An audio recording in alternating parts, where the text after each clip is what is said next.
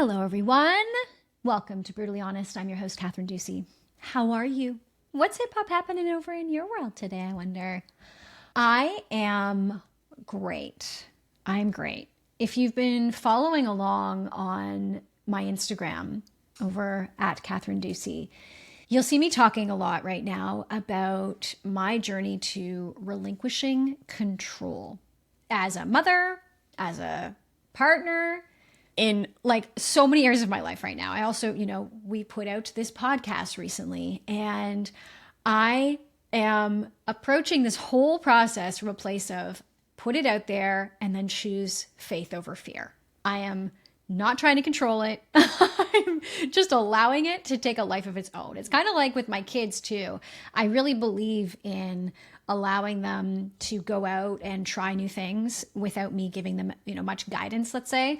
And then and then come back and report to me, and I can't wait to hear how it goes, because they're their own people and they have their own desires and they have their own ways of doing things and figuring things out. And who's to say that I'm right just because I'm an adult?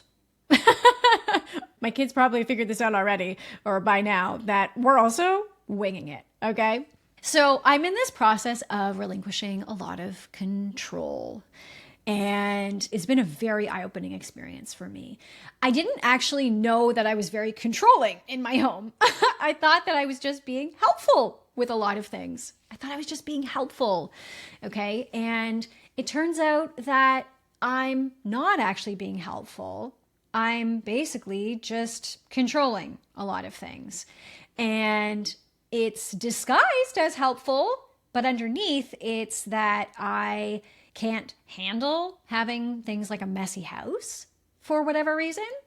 And so I'll go around and I will clean up after everybody, the two kids, Michael, and it was leading to me feeling really angry and resentful. And I thought that that's what good moms and partners do, or wives. I feel like I'm engaged or married to Michael at this point. I thought that's just what we do. I thought that we keep a perfect home and we pick up after our spouses and we pick up after our kids. And I got to tell you though, it's exhausting, and it hasn't really led to a lot of closeness between myself and the girls. And it's actually driven a wedge between Michael and I, which I'm happy to say is all cleared up now. So I'm going to share one of the things that I stopped doing. And this is one of the things that I work on with my clients early stages. Okay. Early days. It's one of the very first things we work on. And it is easy to slip back into the pattern because clearly I did, but it didn't last very long. Okay. It didn't last very long. I also want to share that it's easy to slip back because I want to humanize me and I want to humanize what this work is for. It's actually to just become more humble and more compassionate with yourself because you're a human being and you're meant to be perfectly imperfect. Okay.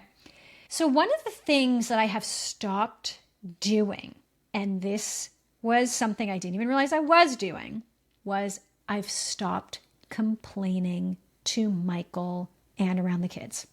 Complaining for me and for most of you is a way to feel in control. It's a way to feel in control. And it's also the fastest way to create very little intimacy with people. Have you ever been around someone who's complaining to you, or like complains in a text? Like you text and you say like, hey babe, how's your day? What's up? And they text back, oh my God, worst ever. This happened and that didn't happen. And whatever though, that's life. How are you? And you're just like, ugh, what am I supposed to do with that? It doesn't make me want to even be in the conversation with this person. I definitely know what it's like to be on the receiving end of someone who's complaining, but then sometimes I'll indulge in complaining myself, and then I'll wonder why my dreamy guy, Michael, doesn't want to be around me. You know what I mean? And, for a minute, I might think it's because he's a grumpy old man until I get my shit together and pull up my socks and realize, oh my God, it's me. He's repulsed by me complaining. It's not attractive. It's not hot. Language carries energy. Complaints are a very low frequency energy. And because human beings, we're sentient beings, right? We're energy. Well, we feel everything. Every word that comes out of my mouth creates a feeling, right? For the other person. And so when you're complaining, it really mucks up with the other person's vibe and energy. And if they're already in that kind of state, they probably will like it. But if they're not, it will just feel very foreign, and it'll feel very invasive, and it'll feel like, oh, I don't really want to engage in this, right? Okay, so you have to remember that.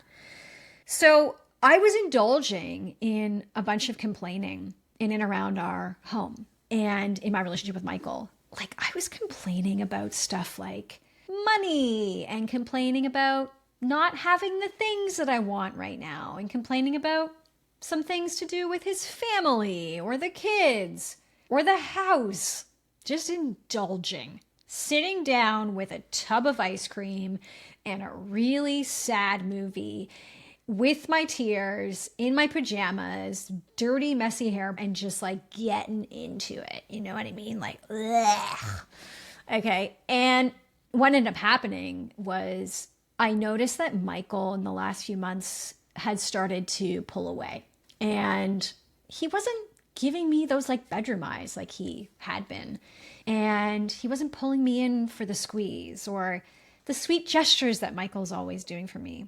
They just started to slow down, if not stop completely. And so there's a couple of things that were going on. But one of the things that I know was going on now, I see it, was I was complaining a bunch. And it sucked the vitality out of our relationship. It totally did. Once I realized it, I decided, okay, I got to put an end to this. And I'll be honest, there is a space that exists in the dynamic between two people when one person has been complaining and then they stop. So there's going to be a space left there for something that's meant to unfold. And that can usually be also what we're fearing, is what's left when we don't complain. And what I noticed when I stopped complaining was that what existed in this space was that I wasn't happy. That actually broke my heart a little bit. And when I met Michael, I remember saying to him, I'm just going to be happy all the time with you, I can tell. So were you following me back then when I was living on that farm on Vancouver Island? I was taking care of this amazing South African family's like hobby farm.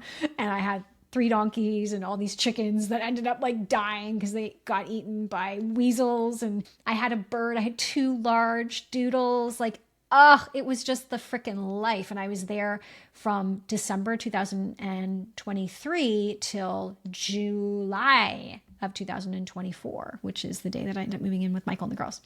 So I was taking care of myself. I was doing all the things that I wanted to do every day. I was waking up. I was doing movement, yoga every day. I was meditating. I was getting dressed. I was making myself delicious breakfast. I was hanging out with animals. I was driving to a cafe every day, getting a flat white. I was there for hours. At the time, I had started this beautiful community with all these women. It was called Heart Led. And I was like cup full, cup overfloweth. So happy. And, and then I meet Michael, and Michael's doing his own thing, but like, we just have this great dynamic, and I'm just coming to the relationship every day feeling so happy. And then the day we moved in, I started to not fill my cup in a way that I usually do. And I started to actually play out this role of a wife. Basically, we were married, although there was no ring yet, and we haven't had a ceremony, but there will be at some point. I basically started to play this role of mother and wife that I thought I needed to play, which is put myself last and take care of everybody.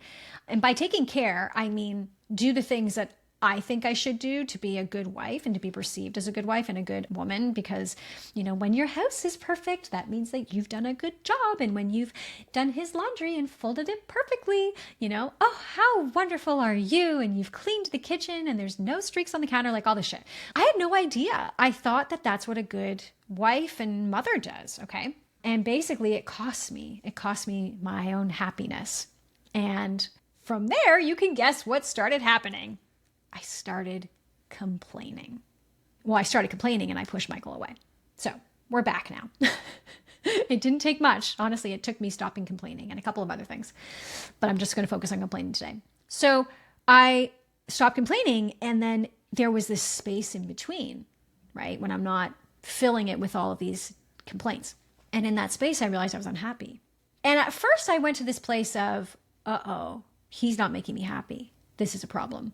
See how sneaky that is? See how sneaky that little mind of ours is? It went to this total victim-y place where it's like, he's responsible to make me happy.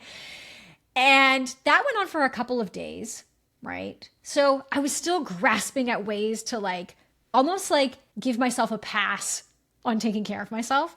And then it hit me like, boom, right between the eyes. I was like, oh God, I am not filling my own cup. I'm not doing what makes me happy. And I got to relinquish some of the control that's been going on in this house. And I've got to let this place just become the mess that it probably will anyway, and stop trying to perfect everything.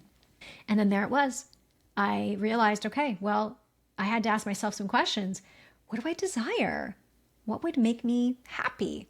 And there's a bunch of things that actually, like, they just make me so happy when I do them, including going and having a beautiful flat white at a cafe and driving. I love driving and listening to a podcast. Like that just, that makes me so freaking happy, you guys. I come home from that and like, I'm literally like, it looks like I went out on a date with a really hot guy and like he finally kissed me and it was the best kiss in the world. Like I'll come home like that. Okay. And then for Michael, that's very attractive for him, right? The woman sets the tone in the home. The mother sets the tone in the home. So when I'm smiling and I'm happy, it's amazing the impact that that can have on the whole house, right? But when I'm frowning and I'm unhappy and I'm miserable and complaining, it really sets the tone. And the woman sets the tone in the house. So I realized that I've got to go and take a look at what's going to make me happy. And I've got to go then do that. Okay. And I don't have to sit down and have a huge conversation with Michael about it because that's just not how men operate. Okay. I just had to go and start doing it. Okay. And make really beautiful requests. Right. And what I had been doing is I had been saying to him, I'm so unhappy in our relationship. You can imagine how great that feels to hear that. Right. And scary. He's a human being. That must feel so scary for him. Like, oh my God, you're so unhappy. Like, what's going to happen? Are you going to leave? Because he knows that, my marriage didn't end up working out. So maybe he was like, oh my God, are you going to leave? Like, what's going to happen? You were able to do it once. But anyway, so I realized this was what was going on. And I did end up saying to him, like, oh, here's a list of things I'm going to go do to make myself happy. I just decided I was just going to go do it. And this is the other thing about relationships that's kind of interesting. We don't need to take our partner on this journey of our every single move. It's your own life path, right? Yes, you're in a relationship, but you don't have to be constantly talking about everything you're going to do and sharing it and oversharing it and getting each other's buy-in on it or anything like that. Like, that's not how that works. Trust me, ladies, it's not. You got to let your guy be up to his own thing, okay? And you be up to your own thing. Now, it doesn't mean that you're not coming together and having these, chats and you're not supporting each other. That's a little different though, right? So anyway, I ended up, realizing, oh my God, I'm not making myself happy and I got to go and do that. And then everything changed. And now my dreamy guy is like showing up and doing all these things that I wanted him to do, right? And our house is a mess, but, I even heard him last night chatting with our youngest because I used to clean her room every day. And it was like, I just thought that's what you do. And I was feeling really resentful because I wasn't getting a lot of thank yous. But I shouldn't expect someone to thank me if they didn't ask me to do that in the first place. For her, she doesn't mind a messy room, okay? And if I'm having trouble with that, I got to look at why. What is it? Like, I kind of have been defined by how clean my house is, right? And defined by if I can get my kids to clean it and to clean their room. That was driving a wedge between us, okay? And making me very unhappy. And just an unnecessary use of my time and energy, okay? Just shut her door. We're just going to have her door shut all the time. But I did hear my dreamy guy. He was like something to the effect to her of like, hey, I noticed you have a lot of clean laundry just laying on your bed. Like maybe we should get that put away. Well, if I had gone in and jumped the gun and rescued and saved and controlled and done all that and put it all away, he might not even have known that that's something that she was doing, because I was always diving in, right? Yeah, he did mention it to her, and I actually don't know what the outcome was because I walked away. I walked away. La la la la la la la. I was like, I'm not going to engage in any of this. Okay, I can just see how I'll probably want to fix it, and I'm not here to fix. Okay, that's the last thing I'm here to do. I'm here to be the light. The lighthouse, in fact. The woman's meant to be the lighthouse. Okay, that's where you get all the juicy things in your life that you really want, not from controlling.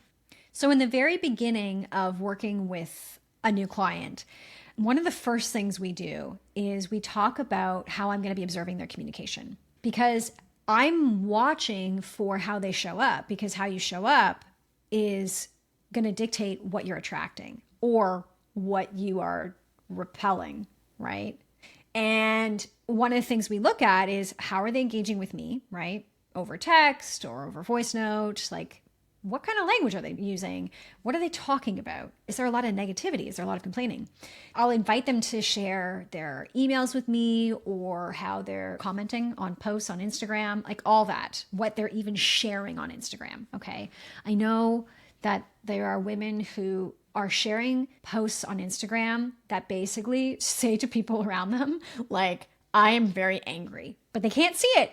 They think that they're doing the world a service, right? By maybe sharing things about, I don't know, what's going on in the political climate. Not to say you can't have an opinion about that, but when you're sharing all of these posts about the government being really bad and dangerous and overreaching, at some point, it's going to give you sort of a negative vibe that people are going to be like, okay. And then that's going to attract people who are also very negative. And then you're going to wonder why you are surrounded by a bunch of negative Nancy's, right? And it starts with you. Okay. So the beautiful thing about the work that I do with my clients is you're the only person that has to change and no one else does. And that's great news because you can't control other people. You can't make them want to change. I've tried it. It never worked. It has never worked for me, and it's never worked for anybody I know. Okay, so that's the freaking great news, is like you are the one who has to change, nobody else. Okay, so I will observe all of your communication with my client's permission, but 10 out of 10 times they give me permission because they signed up for change, right? And so they're like, hey, yeah, I trust you. I'll notice, little things like I'll send them a note and let them know, that my day was great. And, oh, it was so wonderful seeing you in our session, let's say, or I'm so proud of you for that thing you did. Or I'll ask them how that thing went that they were going to do. And I'll get these responses, and she's not even aware of it, where basically she's complaining. Oh, well, I tried it, it didn't work. And like I told you, this isn't something that's probably going to work for me, or, whatever it is. Or complaining about the weather. Oh, I'm great, but it's raining here. What? Right? And so I will, just gentle reminder, ladies. This right here, this complaint, this is what is creating so many issues for you when it comes to creating intimacy with people, letting people get close to you and you getting close to people. So that's like one of the first things that we do. We sort of call out the negative Nancy and the complainer. Now, some people say, but this is worthy of complaining about. But like, don't you think this is terrible? And I will always say back to them, truthfully, no, nothing is ever worth your time and energy of being negative about. It's just not. What it costs you, which is usually intimacy, right? It far outweighs that hit you get from being negative and complaining. You got to ask yourself, what do you want? What kind of relationships do you want with people? Because you get to create those, and it all starts with you. So if you really want to call in these really wonderful friends, or the guy, or the relationship with your kids, or the relationship with your mother-in-law, you've got to decide how you're going to show up, and that you're going to be the one that goes first. Woo! Some people don't want to hear that. Self-included. Because what it does is it's having you choose faith over fear. Okay. Why do we become controlling? Because we don't trust what the outcome is going to be. We don't trust how it's all going to go. And we're not putting faith in the universe, in God, right? Whatever it is that you align with. That's actually another part of the work that I do with my clients is we get them connected to something that's bigger than them. Like spirituality is a huge missing piece for a lot of women who come to me. Okay, they're living in a little bubble. They're living in their own world. As far as I'm concerned, that really doesn't support a life with a lot of vitality. Okay, it doesn't for women. So connecting them to faith, which doesn't have to be a religion at all. It doesn't mean like you're a Christian or you're Catholic or something, or you become whatever it is. Faith over fear is I trust it's all going to unfold the way it's meant to, and it's all going to be good. It's all going to be good. And I see the good in this person. See the good in my mother-in-law, see the good in my kids, see the good in my guy, right? See the good in this woman that I want to be friends with. Okay, so choosing faith over fear is huge. Why we are negative or why we complain is to control the outcome. But 10 out of 10 times, it creates an outcome that you are trying to avoid in the first place, which is people ignoring you, avoiding you, not want to be near you, right? You're not experiencing prosperity in your life. Prosperity is drawn to positivity. Okay. And some of my clients will come to me and they'll say, but I don't feel positive. I just don't feel positive today. So here's what I will say. Here's the second piece to this. Okay. So first I'm observing your behavior and how you're showing up. And I'm observing, all the little complaining that's going on that is totally in your blind spot and it's not your fault. And, you start to experience all these beautiful miracles once we point it out and I start to show you like how to show up. Okay. Zip it. Don't say it if it's negative. Don't do it. I really just want to put duct tape on your mouth.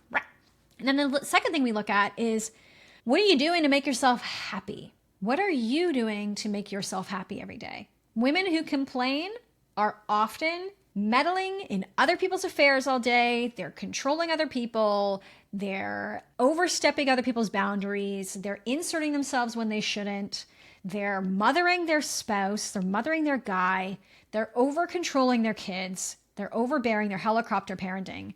And they're completely avoiding one important step, which is you've got to put yourself first every day and take care of yourself first. And let the house be messy. Let your guy figure it out on his own. Let him make mistakes. You also want people to give you permission to make mistakes. Could you imagine if your guy never let you make mistakes? Holy shitballs. I would feel so stifled. I'd feel so suffocated. I'd feel really controlled. And I'd be the fuck out of there. Let me tell you. So you've got to relinquish all this control that you have put in place of fearing that other people like your kids or your guy are going to make mistakes. And then that defines you, right? You're so defined by what they're up to. I've been living this, guys. I've been living this hardcore. Okay. We've got stuff going on right now in our lives that I'm like, is this actually happening? My dad would have never let this happen, or my ex-husband would have never let this happen. And I'm like, Kathryn, no, get your shit together. See the good in your guy. Don't go to that place of, I need you to show up and be a certain way, even when no one's watching and no one's looking, because it defines me. God forbid someone thinks like, listen, Michael's not perfect, but he's perfect for me. I read that somewhere. Your guy's not perfect, but he's perfect for you. That's the truth. He's perfect for me. And when I choose to see the good in him, all goes really well. Let me tell you. Okay. And I get the things I desire from him too. Like those dreamy bedroom eyes, and takes me out on dates. Does little things for me, dances with me in the kitchen. One of the things that we're looking at is, are you complaining, and how are you showing up? And do you know how that's impacting you and how that's also pushing people away, I should say. And the other thing is, are you making yourself happy every day? Are you doing what it takes to make yourself happy every day? Now, a lot of women don't actually know what's going to make them happy. They're not even clear on their desires. That's a huge part of the coaching with me. Huge part. We have you get really clear on your desires. And some women, they're like, oh, I'm too old to now get connected to my desires, or I've already tried to and it didn't work. Not with me. That's not what happens with me. We create this beautiful space where you get to unlock your desires. Because I am someone who really wasn't in alignment with her desires for so long and then got really into alignment. And I was the last person that was going to happen for. I I was messing up my life left, right, and center. I was really unhappy. I was complaining about everything. I wasn't taking care of myself. I was drinking a lot. I was doing drugs. I was sleeping with all the wrong people. I was the girl who was dating the bartender and would wait for him to get off his shift at like 2:30 in the morning in Toronto for him to text me to ask me to come over, for me to feel like, oh, yay. See, I am the chosen one. Okay. I was making a lot of weird choices, not taking care of myself.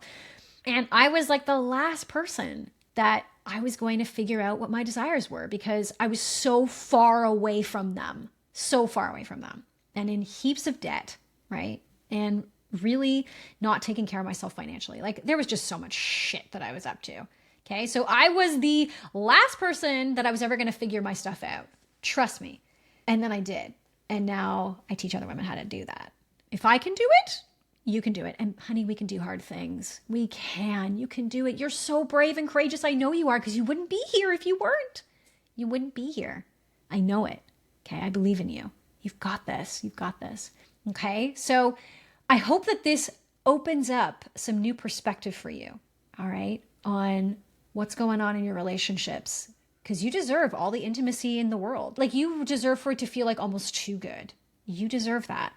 And it is going to take something from your end, but it's not as hard as you think it is. It's like letting go of the control, stop complaining, stop being the negative Nancy, zip it when you want to ask any leading questions or complain, right? Just zip it, duct tape that. You know what I mean? And then get really clear on your desires and how to make yourself happy every day. Okay. So that you're no longer complaining to fill the void of being unhappy underneath it all. But also, even when there is a void, it's okay, because you're choosing faith over fear. And you're happy anyway, because you took care of yourself that day. All right? I hope that you took away something from this episode for yourself and then unlock something. And hey, if it did, leave a comment. Let me know, or send me a DM, right? Or even share this episode with someone if you think that it would be helpful. Subscribe, like, it would mean the world to me. More and more women need to know all this stuff. All right. I love you, and I'll see you next Monday.